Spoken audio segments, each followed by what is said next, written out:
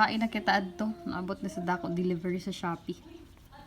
So solve quadratic equation by factoring. So the first equation, we have x squared minus 7x equals 0. So saan nato pag-factor ang sa left side? So tip number 1. So hanapon na ninyo unsay common sa duha ka term unya ipagawas nato. So umay common x squared minus 7x. Ang x squared o ang 7x, umay kaparihas nila duha. X, right? So, ipagawas nato si x and then we have in here equals 0. So, the middle operation is minus or subtraction. So, we have to write that one inside. So, umay ato i-times kang x para mugawas ang x squared. We have x.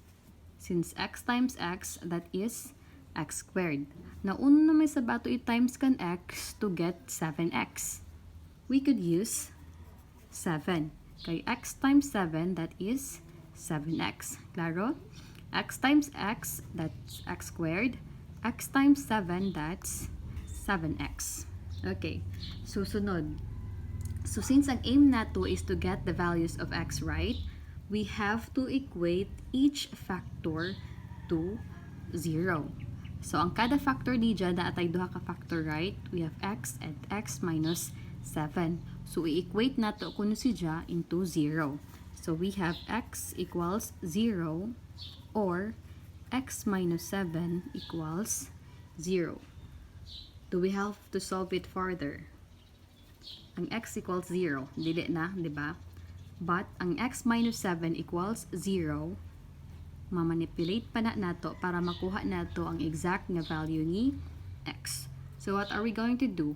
We have to use again the addition property of equality. That is, x minus 7 plus 7 equals 0 plus 7. Again, kung uno i-add sa left side, the same gihapon sa right side. So, negative 7 plus 7, that is 0. Ang bilin is x equals 0 plus 7, that is 7. So, the value of our x is 0 and 7. Okay. Check ba? Sakto. Okay. So, how do we check kung sakto ang ato answer?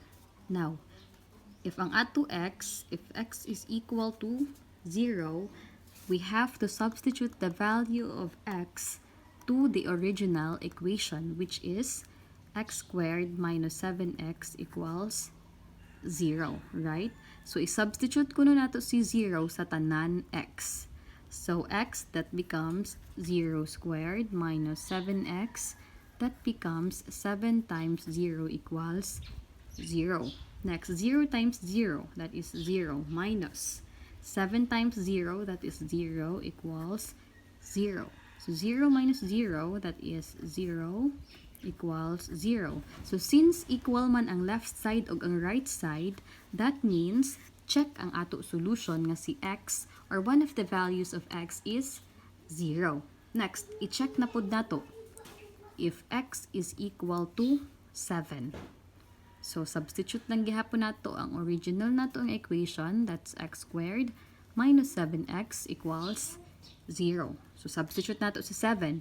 So, from x, that becomes 7 squared minus 7 times 7 equals 0. So, 7 times 7, that's 49 minus 7 times 7, still, that is 49 equals 0.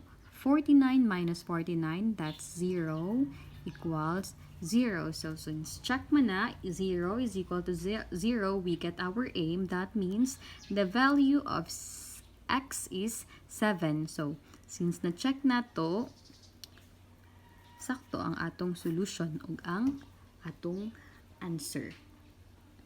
Claro? Okay. Another example. Try to solve this on your own. 25x squared plus 10x plus 1 equals 0. Sige, try to solve it. I will give you 5 minutes to do it.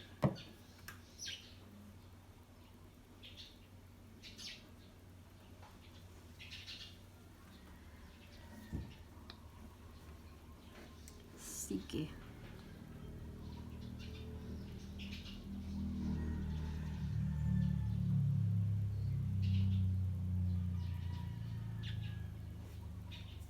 Okay.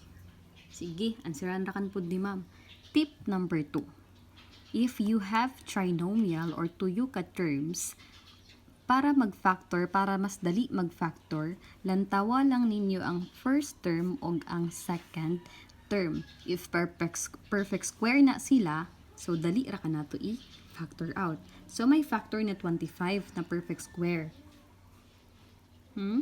That is 5. Since 5 times 5 is 25. Ang x, that x squared, that is x. Kay x times x, that's x squared. So 5x times 5x, that is 25. Now, since addition man ang operation, we have to use, or we are going to use, addition lang pod. Now, ang third nato nga term is 1. So, umay factor ni 1. That is 1 times 1.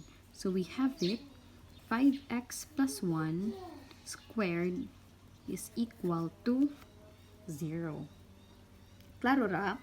Diba na ata equation? 25x squared plus 10x plus 1. So, this is a perfect square trinomial.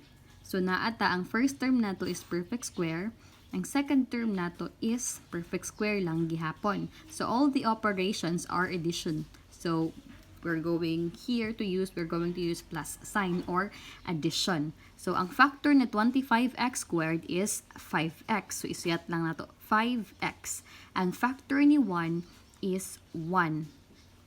Close and open parenthesis, squared. So, that is the factor of 25x squared plus 10x plus 1 equals 0.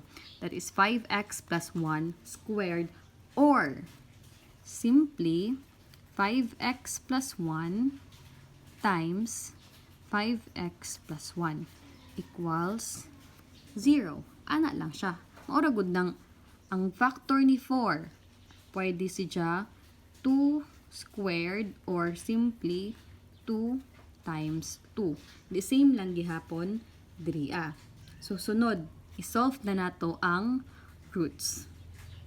We have 5x plus 1 equals 0. Buyago nato og another one, 5x plus 1 equals 0. So, umay sunod, we are going to use subtraction property of equality.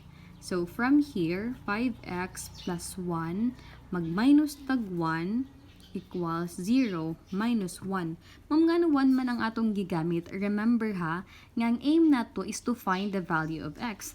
Now, kung si 5x ang ato gamiton pag subtract, ma-0 na nina siya. Di na nato makuha ang value ni x. So, ang gamiton nato is the constant. We have 5x. 1 minus 1, that is 0. So, 0 minus 1, that's negative 1. Next, uno na may subsunod. We will use the division property of equality.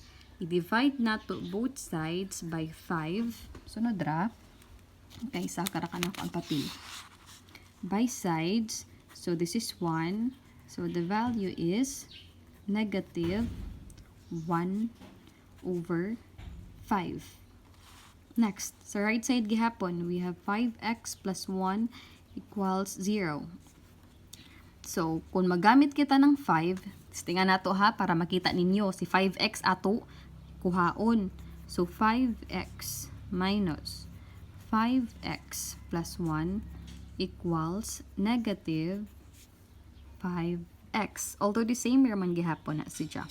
So, 0 na siya. Ang bili nato is 1 equals negative 5x. So, we are going to divide both sides by negative 5 by negative 5. So, the value of our x is simply negative 1 over 5. The same lang gihapon. Klaro? So, pwede Ing ani na method, pwede pod ing ani rasad na method. Equal raman gihapon. Klaro?